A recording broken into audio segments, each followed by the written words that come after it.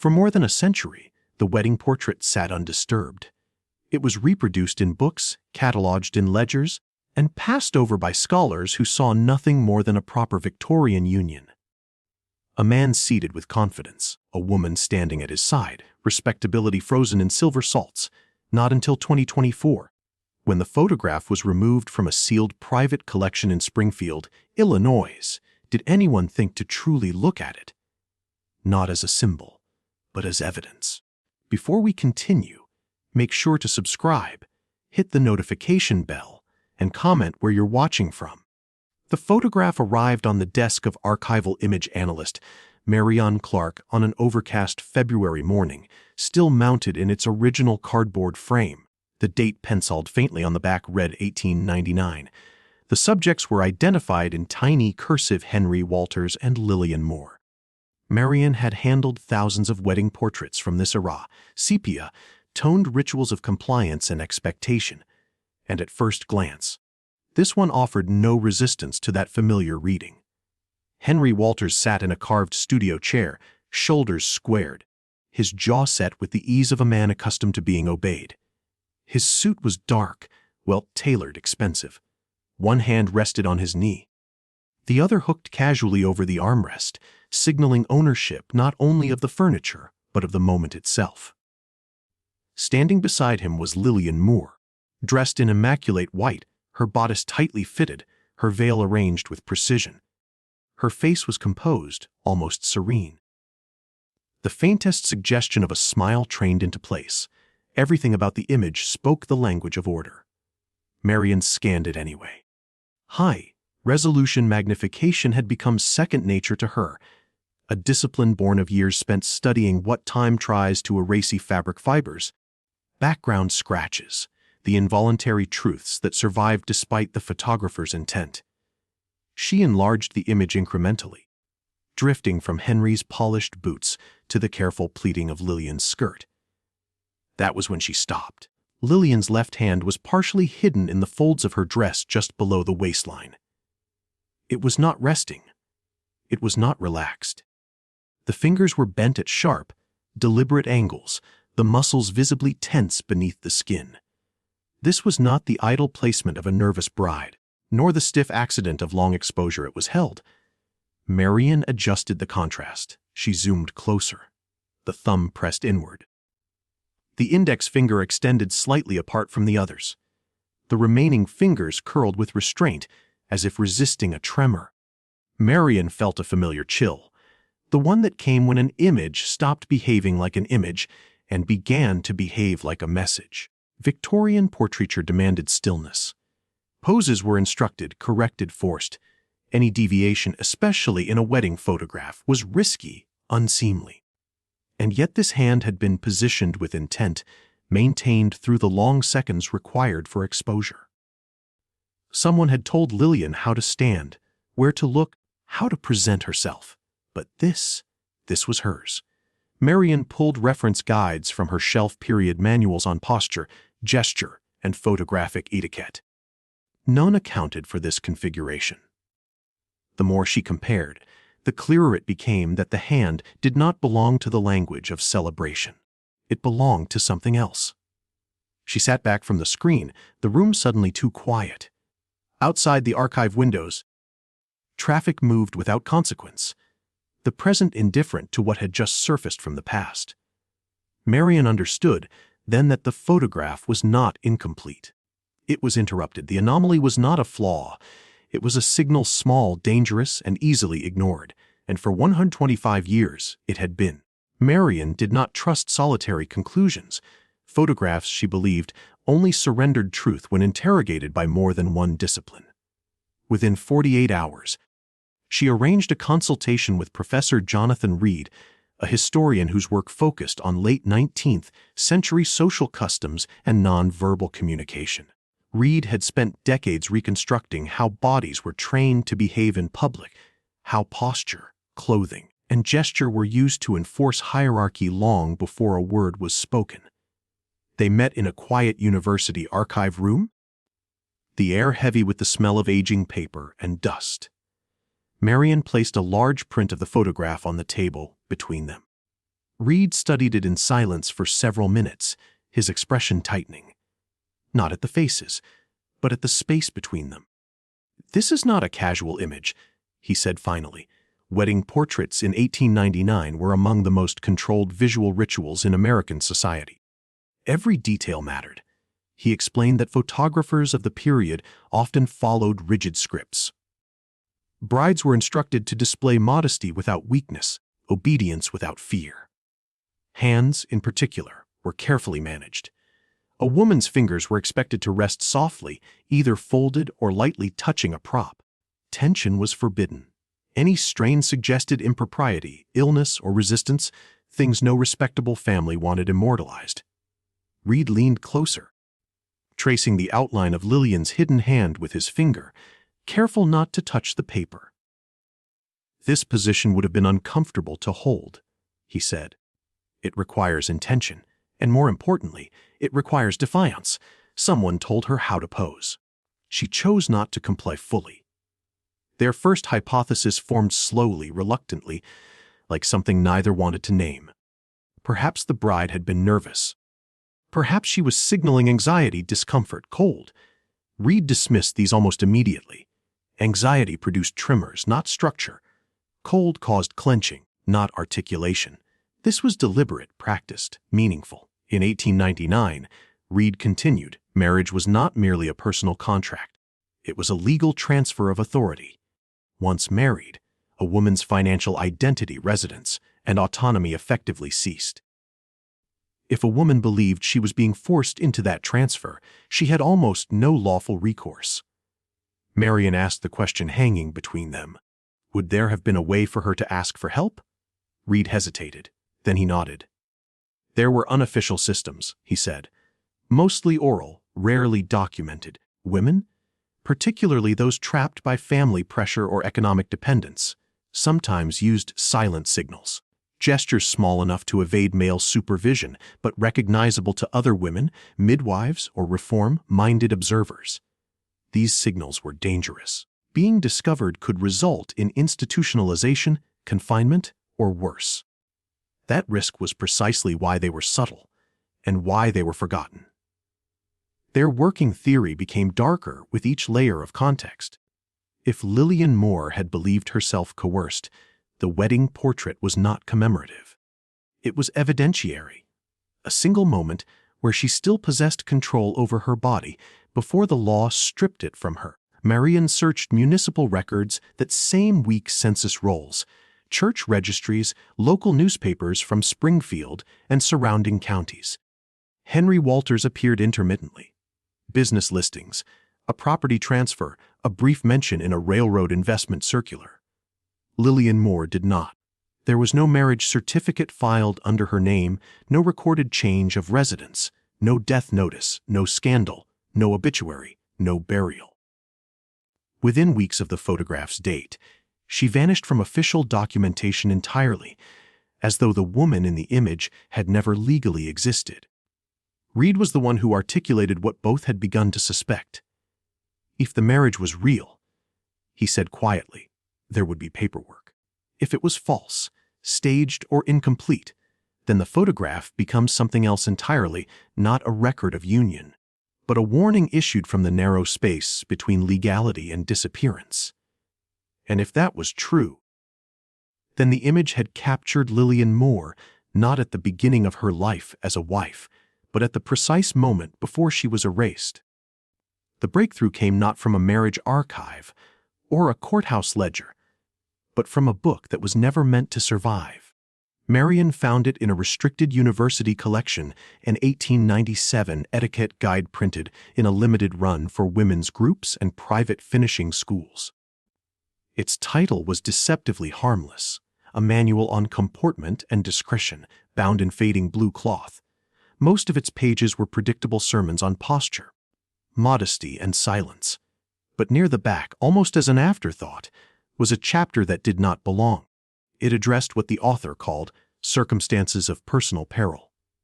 The language was careful, euphemistic, designed to avoid scandal. It acknowledged, without naming, the existence of situations in which a woman might be constrained by familial or social authority and denied the ability to speak freely. In such cases, the guide proposed a system of discrete bodily signals, hand positions, finger tensions, minor deviations from approved poses. They were described not as rebellion but as appeals, messages meant to be read by those trained to notice. Marian felt her pulse quicken as she compared the illustrations to the scanned photograph. One gesture, in particular, matched with unsettling precision. The guide described it as rare, reserved for situations of imminent loss of autonomy. The thumb pressed inward, the index finger extended slightly apart, the remaining fingers drawn tight. The meaning was printed plainly, without embellishment. "Oh, I am being held against my will," for the room seemed to contract around her. This was not speculative symbolism or modern projection. It was period, accurate, documented, deliberate. Lillian Moore's hand, hidden in the folds of her wedding dress, had formed a sentence. Marian and Reed returned to the archives with renewed urgency. If Lillian had known this signal, she had been educated beyond the average expectations of women in 1899. That narrowed the field. School records showed Lillian Moore enrolled briefly at a women's commercial institute in Illinois, trained in shorthand, bookkeeping, and clerical work. A stenographer. Literate, observant, precisely the kind of woman who might encounter information not meant for her. Then came the absences. There was still no marriage license, no church banns, no announcement in society columns. That alone was unusual. Victorian weddings, even modest ones, left paper trails. But more troubling was what happened after the photograph. City directories listed Lillian Moore at a boarding house address until late summer of 1899. Then her name disappeared, not crossed out, not amended, simply gone. Employment records from a railroad-linked financial firm showed her on payroll through July of that year. In August, her wages were collected by a proxy. In September, her position was marked vacated. No reason given. No forwarding address. Henry Walters, by contrast, continued to appear everywhere. Property transactions, business partnerships, travel notices. He moved freely through the public record, unencumbered by explanation. The imbalance was unmistakable. One subject expanded, the other collapsed. The photograph's timing became impossible to ignore. It was taken after Lillian had already begun to vanish. But before the erasure was complete, a narrow window in which she was still visible enough to leave something behind. The more Marian studied the image, the more she noticed what had once seemed benign, the way Henry's body angled slightly toward Lillian. Not affectionate, but possessive. The chair anchoring him firmly while she stood unsupported, the absence of wedding rings, the studio backdrop chosen not for romance, but for neutrality. Everything suggested control disguised as propriety. This was no documentation of a beginning. It was a record made under supervision. Lillian had known what was happening. She had known the limits of speech, the dangers of resistance. And so she used the only space left to her. A fraction of a second, a gesture small enough to pass unnoticed by the man beside her, yet precise enough to survive a century. The photograph did not capture a bride. It captured a woman mid-signal, marking the moment when her disappearance had already begun, but was not yet irreversible. With the signal identified, the photograph ceased to be a mystery and became a timeline. Marian and Reed turned away from symbolism and toward reconstruction, assembling the weeks surrounding the image with the precision of a crime scene analysis. What emerged was not a sudden disappearance, but a controlled narrowing of Lillian Moore's life. Employment records revealed her position as a stenographer at a financial firm with deep ties to regional rail expansion. These firms were not merely clerical operations. They were conduits of power, handling land speculation, bond issuances, and quiet transfers of capital that shaped entire towns. Stenographers, though officially invisible, saw everything. Contracts passed through their hands before they were signed, numbers before they were legitimized. In late June of 1899, Lillian had been assigned to transcribe a series of internal ledgers outside her normal duties. The pages concerned land parcels near a proposed rail spur, properties purchased under false names, then resold at inflated values once routes were announced. It was not innovative business, it was fraud, and it involved men whose influence extended well beyond Springfield. One memo, preserved only because it was misfiled, noted, "Miss Moore has asked unnecessary questions." Another, written in a different hand, recommended that the matter be handled discreetly. That was where Henry Walters entered the story. Contrary to the photograph's implication, Henry was not a groom in any conventional sense. He appeared in private correspondence as a resolver, a man employed to smooth problems that could not reach courtrooms. His work required no official title, only trust from the right people. He specialized in transitions, removing individuals from situations without producing scandal, bodies, or documentation. The solution, as they conceived it, was elegant. Marriage offered immediate social cover. A woman could leave her employment without suspicion. Her residence could change without inquiry. Her absence from public life could be explained as domestic adjustment. And once legally bound, her testimony, if it ever surfaced, would be easily dismissed as hysteria, grief, or marital dissatisfaction. The wedding portrait was staged quickly. No guests, no church, no license filed. Just an image sufficient to imply legitimacy if questions arose later. Lillian was dressed, instructed, positioned. The appearance of consent was mandatory. What they did not anticipate was her resistance. The photograph was taken in early July. Within days, Lillian's boarding house room was vacated by others. Her belongings were removed by men not listed in any directory. Her bank account was closed, the balance withdrawn by authorization she could not have signed while employed. By August, her name existed only in internal correspondence, and even there, it began to be replaced with euphemisms. "She has been settled. The matter is concluded." There was no record of travel, no ticket purchased, no destination named. Lillian Moore did not flee. She was transferred quietly under the authority implied by a marriage that never legally occurred. Reed framed it carefully when he spoke. "This was not murder?" he said. "It was something more efficient." She was rendered unreachable.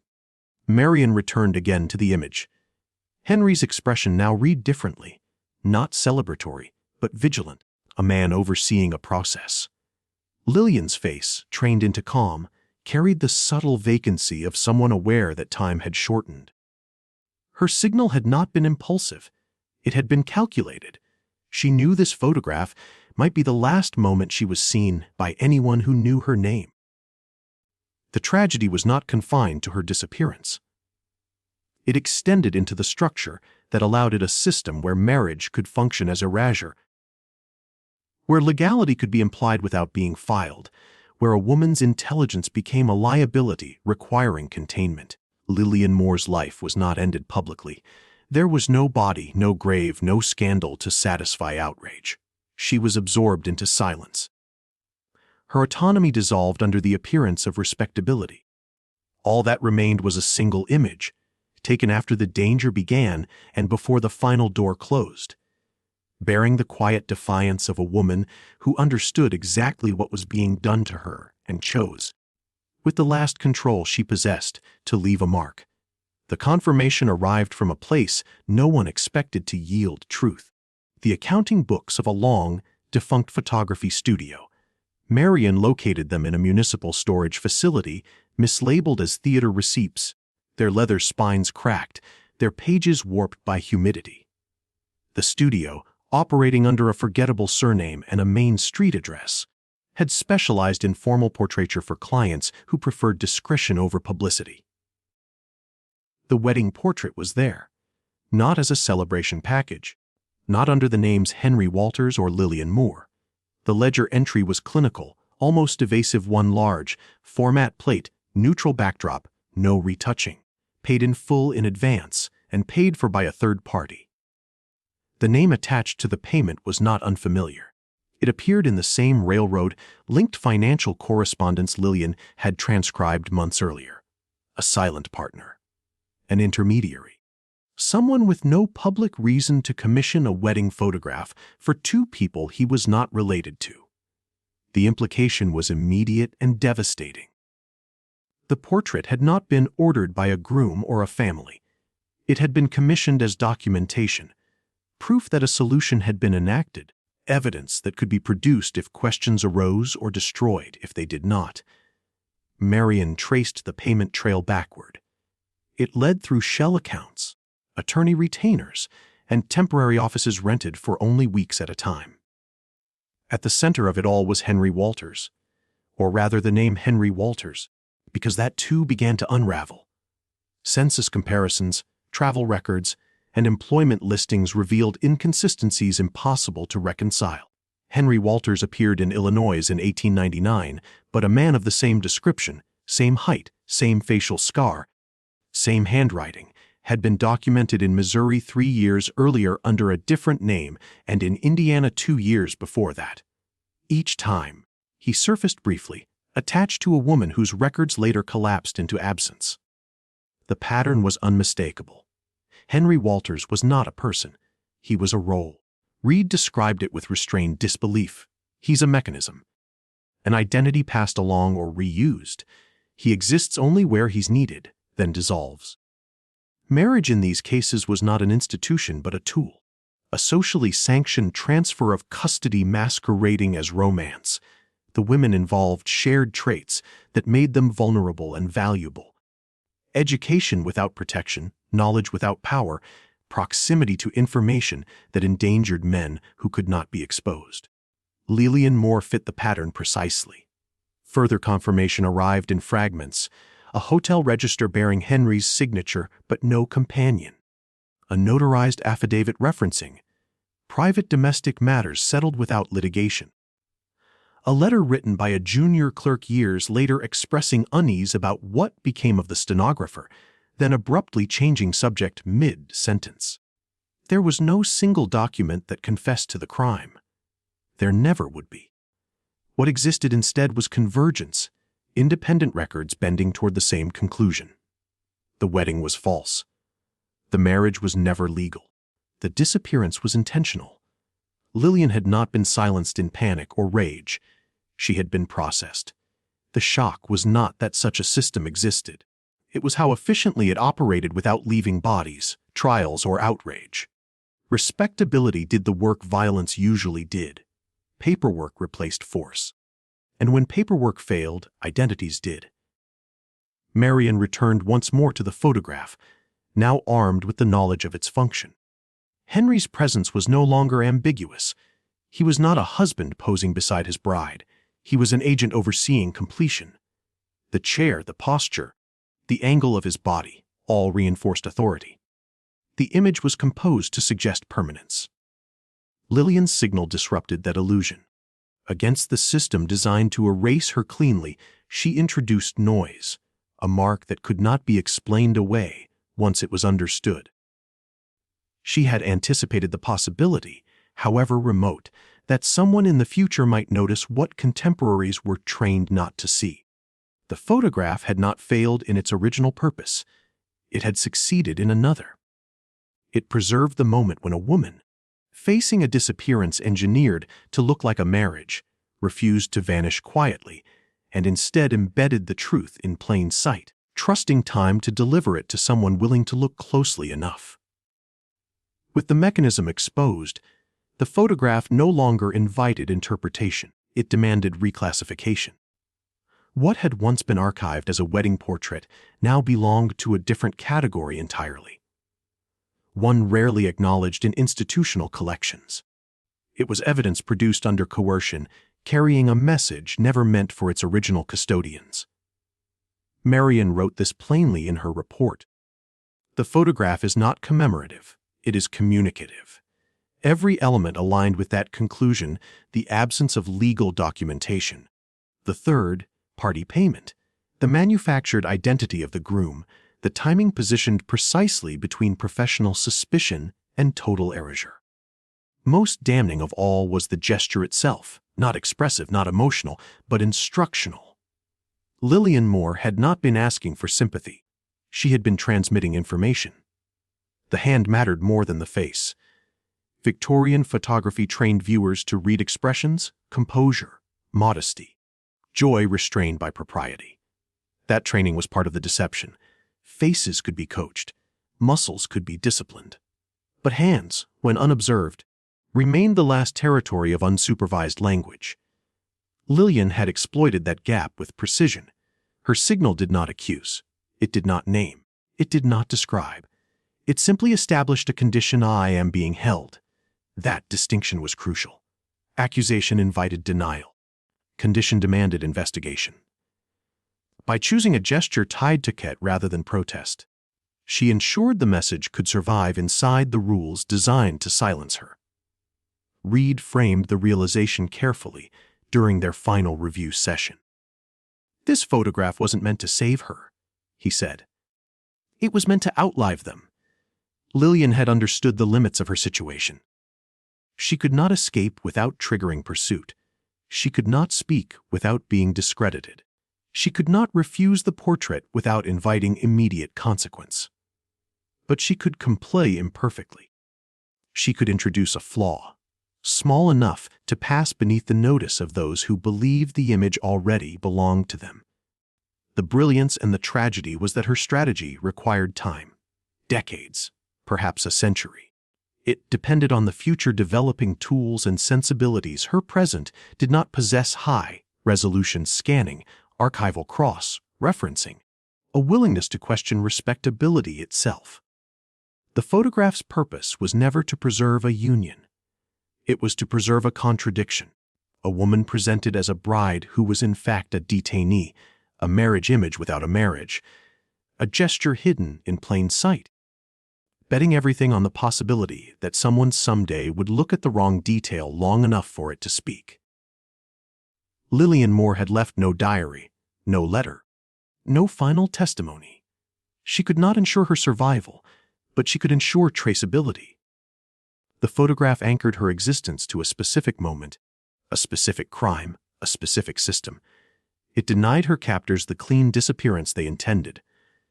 That was the true defiance, not resistance in the dramatic sense, but documentation. The refusal to be unrecorded, the insistence that even if her body was removed from the world of records, her knowledge of what was happening to her would remain encoded in one sanctioned image. The camera meant to legitimize her erasure became its undoing.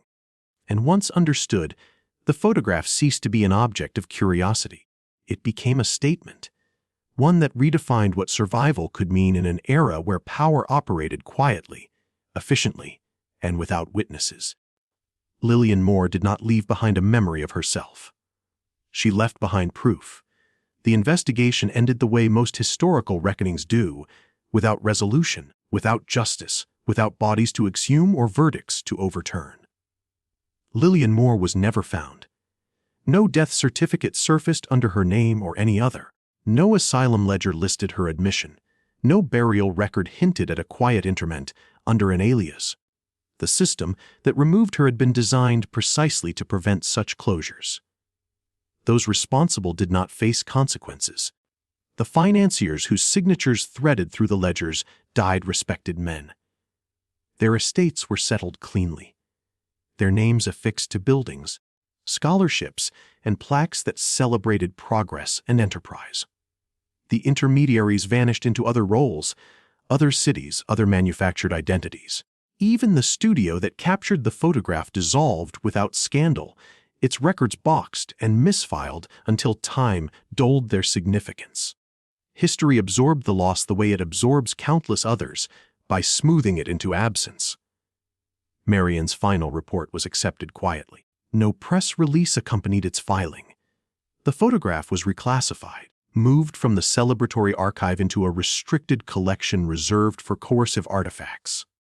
It gained new metadata: suspected forced marriage, probable disappearance, non-verbal distress signal identified, a clinical language for an intimate destruction. The image itself did not change. Henry Walters still sat confidently, Lillian Moore still stood in white, but once seen, it could not be unseen. The silence around it grew heavier, not lighter. Because it was now informed silence. What lingered most was the restraint of Lillian's final act. She had not tried to indict the world that was consuming her. She had not dramatized her suffering. She had simply marked it, trusting that restraint would give the message longevity, that someone somewhere in the future might care enough to notice the Eber's wrong thing. The photograph remains in an archive today, stored in a climate-controlled drawer, removed from public rotation. Scholars request access. Students study it. Each generation brings sharper tools and broader questions. And with each enlargement, the same detail asserts itself with greater clarity: the hand, the tension, the refusal to relax into the lie. There is no epilogue for Lillian Moore, no discovered letter, no miraculous survival revealed by a census anomaly decades later. Her story ends where the records end, which is precisely where her captors intended it to end. The only reason it did not vanish completely is because she anticipated that outcome and acted accordingly. That is the final unsettling truth of the photograph. It does not offer closure. It does not restore what was taken. It does not redeem the past. It stands instead as an accusation directed forward in time, aimed not at those who orchestrated her disappearance, but at those who inherit the archives they curated. It asks a single question without words. What else have you mistaken for normal? Sometimes the most horrifying details in old photographs are not hidden by shadows or damage. They are the ones placed deliberately, patiently, in full view, waiting for a future that is willing to look closely enough to understand what it cost for them to be there. And once you do, the image never returns to silence.